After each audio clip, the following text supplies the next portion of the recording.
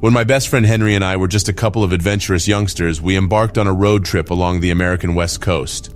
Those were the days without cell phones, GPS, or constant connectivity, and that made our journey all the more thrilling. We had dreamed of witnessing the majestic beauty of the Pacific Northwest with our own eyes, and that dream finally became a reality. Driving along the coastline, we marveled at the towering redwoods and the roaring waves. Each night we would find a suitable spot to park and swap stories inside the car, surrounded by the wonders of nature. Our adventure took a sudden turn when we reached the Cascade Mountains. As we navigated the serpentine mountain roads, the unmistakable thud of a flat tire echoed through our trusty vehicle. With a groan, Henry pulled the car onto the shoulder, the dense forest enveloping us on all sides. Unfortunately, we lacked the necessary tools to change the tire.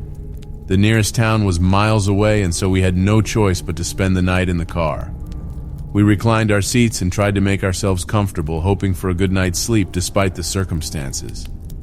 The peaceful slumber we sought was interrupted by the sudden onslaught of heavy rain. The downpour drummed against the car's roof, a relentless rhythm that kept us awake. However, the rain was just the beginning of our troubles. What happened next remains etched in my memory to this day. The earth beneath us trembled as if the very core of the world was convulsing. We clutched each other in fear, each tremor more powerful than the last. It was evident that we were experiencing a series of earthquakes, and we braced ourselves as best we could inside the car. Morning arrived, bringing an eerie calm with it. The rain had stopped, and sunlight filtered through the trees, casting dappled shadows on the forest floor. The terrifying events of the night seemed like a distant nightmare.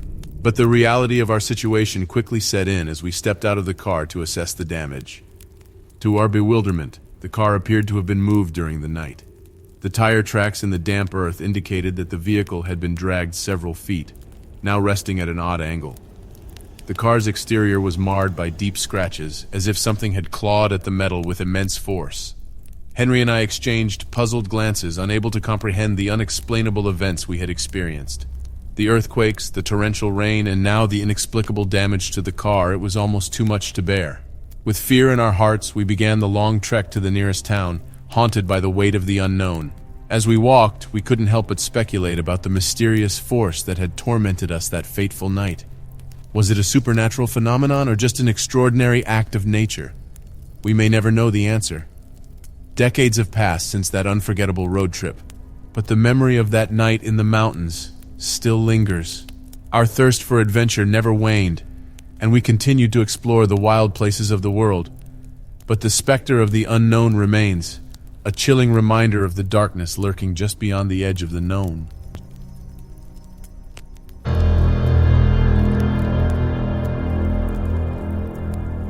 Allow me to transport you back to my untamed and carefree college days, when my good friend Sage and I were utterly captivated by all things paranormal.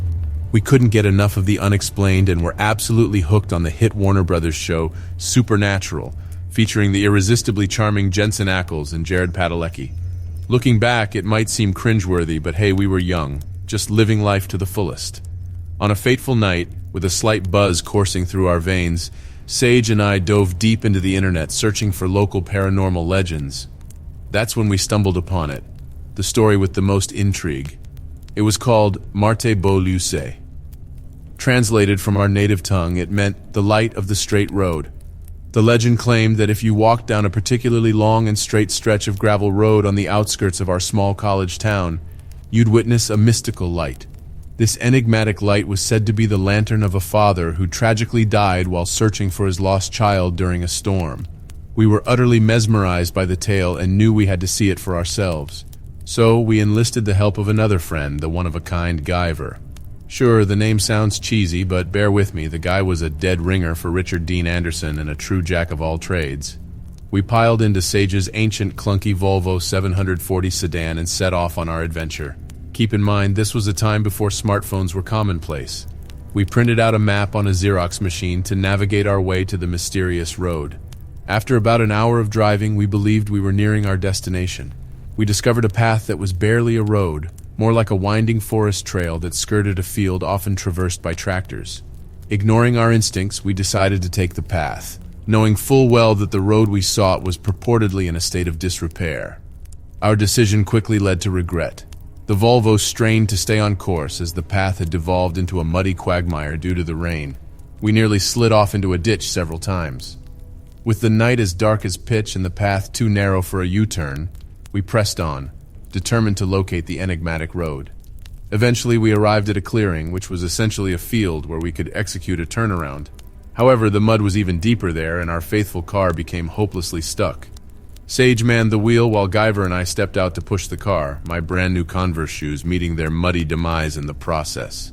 As we heaved against the Volvo, the headlights illuminated a ramshackle caravan nestled at the edge of the woods. Guyver insisted he saw a figure peering at us from one of the windows, but between the rain-speckled windshield and my foggy glasses, we couldn't verify his claim. Having finally dislodged the car, we retreated down the muddy path, steadfast in our quest to locate the fabled road. We wound our way through the picturesque village, hoping to find a local who could point us in the right direction. Alas, we encountered not a single soul. We explored every side road we came across, but the Volvo ultimately sputtered to a stop. Sage confessed that the fuel gauge was faulty, but he had a spare gas container in the trunk. Armed with the tiny flashlights we'd purchased earlier, we prepared to refuel our trusty steed. Sage held the flashlight in his mouth as he reached for the container, only to clumsily drop it into the roadside ditch. I managed to snatch it up quickly, but not before it had spilled nearly 2/3 of its contents. We crossed our fingers, hoping it would be enough to get us home. As we settled back into the car, the nearby house suddenly illuminated. Unwilling to suffer the humiliation of admitting our ghost-hunting aspirations to a weathered old farmer, Sage floored the accelerator and we sped away in an unnecessarily hasty fashion, likely baffling the bewildered occupant even further. While we debated the possible location of the elusive road, Guyver realized his cell phone was missing, presumably dropped in the field. As we weighed the merits of retrieving it, the Volvo struck a hare darting across the road, reducing it to a gory mess. At that point, we conceded that seeking Marte Beaulieu was a fruitless endeavor, and we were probably cursed for even attempting it. Later that night, as we recounted our thrilling escapade to anyone who would lend an ear at the college bar, not one of us, Sage, Guyver, or myself, managed to attract any romantic interest. Nevertheless, as we clinked our glasses together and laughed off our misadventures, we knew that we had experienced a night we would never forget, an escapade that would forever be etched in our memories, evoking fondness and smiles each time it was recalled.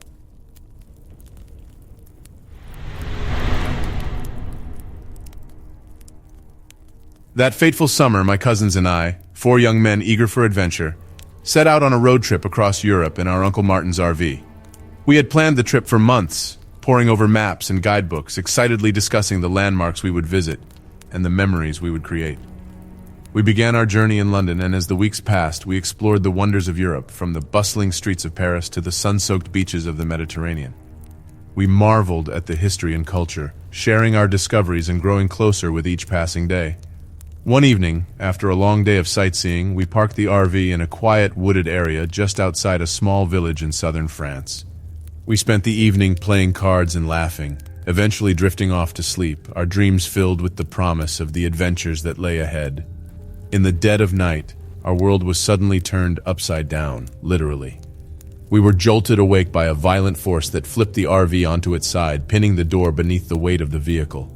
The 4 of us were thrown about the interior, our bodies battered and bruised, our minds struggling to comprehend the chaos that had engulfed us.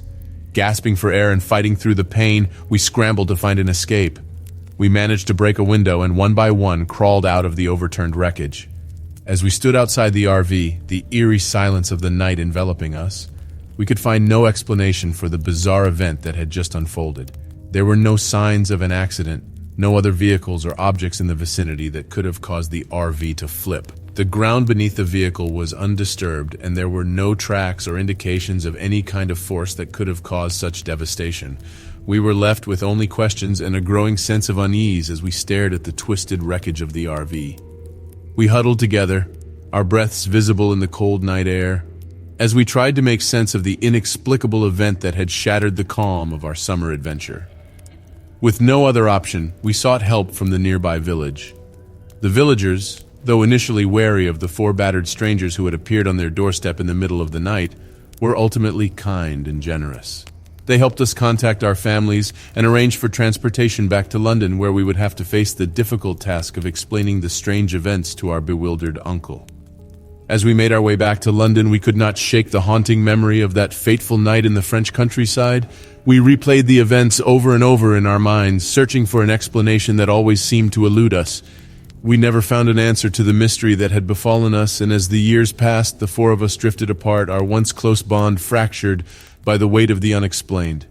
The overturned RV became a symbol of the inexplicable nature of fate and the fragility of the bonds that tie us together. As I look back on that summer, I'm left with a sense of loss and an unsettling feeling that, despite the passage of time, the truth behind that night's event still lies hidden somewhere in the darkness, waiting to be discovered.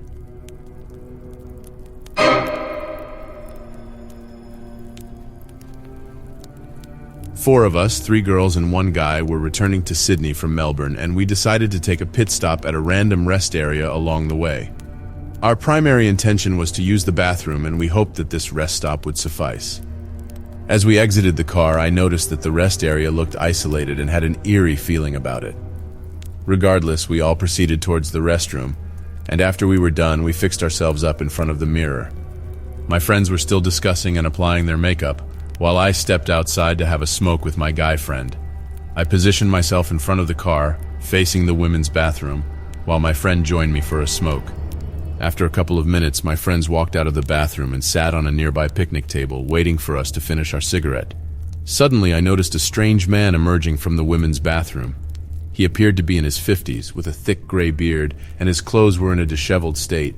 He looked creepy, and my gut feeling told me that something was off about this man. However, my friends seemed to be oblivious to his presence. My heart raced as I watched him walking towards us. I quickly nudged my friend and alerted him to the man's presence. We both stood there and kept a watchful eye on him as he walked by us and headed towards the edge of the rest area. As he walked towards the woods, I noticed that the grass was so high that it was difficult to see where he was headed. At this point, I was getting increasingly anxious, and I urged my friend to finish his smoke and leave as quickly as possible. We hurriedly made our way back to the car, and my friend started the engine and began to drive away from the rest area. As we were leaving, I glanced back and saw the creepy man walking deeper into the woods. I shuddered, wondering what he was doing there in the first place. The incident left us shaken, and we couldn't help but wonder about the man's motives. We all agreed that it was better to be safe than sorry, and we made sure to take extra precautions during our rest stops after that incident. The entire episode left us with a lasting memory, one that we will never forget.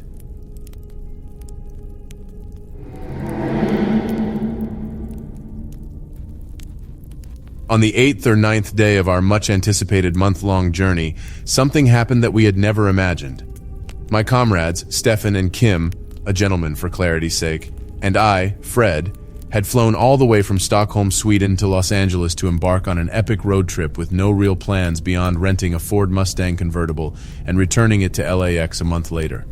Our days were filled with a familiar rhythm of imbibing, recuperating, and motoring along. As we traversed the desolate Nevada desert, Stefan noticed that a car had been tailing us for hours. Initially, we laughed off the situation, weaving fanciful stories about a serial killer who drove a Volkswagen Golf to be inconspicuous. However, our amusement rapidly turned to trepidation when the Golf persisted in following us, even as we took detours. The piercing sun made it impossible to discern the driver's identity, and our bravado waned as we realized that we would soon have to stop for gas. We were in the middle of nowhere and unsure if we could reach the gas station that our GPS had directed us to. Still, we had no other option but to continue. Every minute felt like an eternity as we inched closer to the gas station's safety. We were drenched in sweat, our skin hot and sticky from the oppressive heat. We had switched off the car's air conditioning to conserve energy, and the suffocating warmth was becoming unbearable. Finally, we spotted the gas station in the distance. Disappointment washed over us as we saw the dilapidated structure that bore little resemblance to the oasis we had envisioned. Nevertheless, we had no choice but to make a stop. As we pulled up to the station, we saw a solitary attendant, a grizzled, middle-aged man, perched on a folding chair in the shade. He appeared no less menacing than our pursuer did in our imaginations. The grizzled attendant spat to the side, visibly annoyed as he stood up from his chair and approached us. The surrounding village consisted of only a handful of similarly dilapidated houses. adding to the overall sense of desolation. Without a word, the man grabbed the pump handle, seemingly aware of the type of gas our Mustang required. But before he could begin refueling, he paused at the sight of the Golf pulling up beside us. His expression briefly registered surprise, as if it were an unusual occurrence to have more than one customer at his station. The driver's door of the Golf swung open, and a man who resembled John Wayne Gacy stepped out with a confident stride.